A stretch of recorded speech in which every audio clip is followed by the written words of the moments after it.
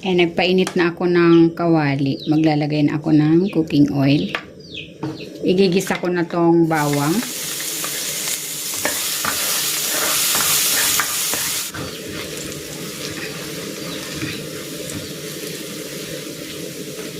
Igigisa ko na rin dito itong sibuyas.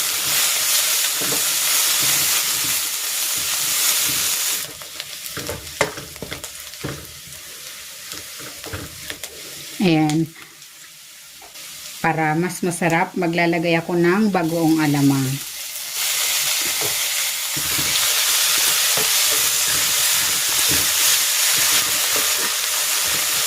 Ayan. Pag ganyang gisang-gisa na yung bagoong, mabango na. Ilalagay ko na itong chicken. Pwede ring pork. Depende sa inyo kung anong gusto nyong ipangsaho.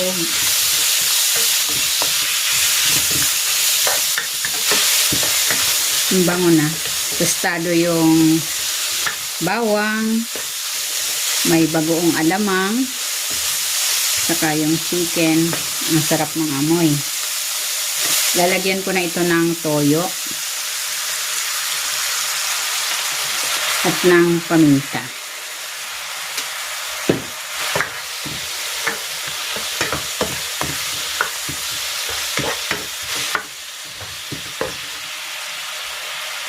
Maglalagay na ako dito ng hot water.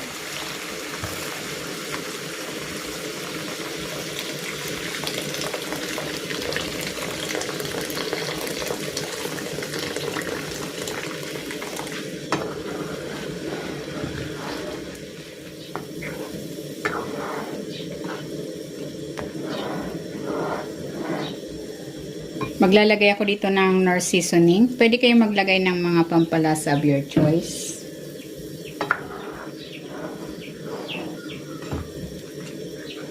Ilalagay ko na dito yung carrots. At itong pansit bato.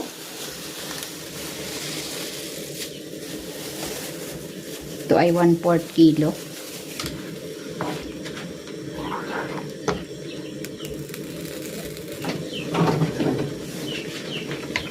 Ilalagay ko na dito itong pechay at itong repolyo.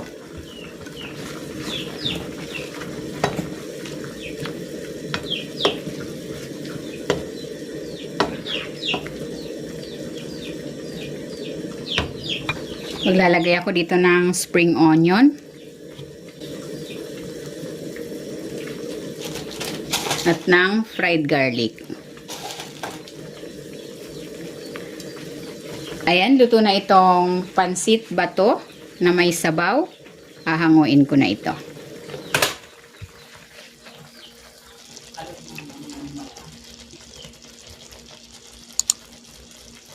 Kalot mo ito.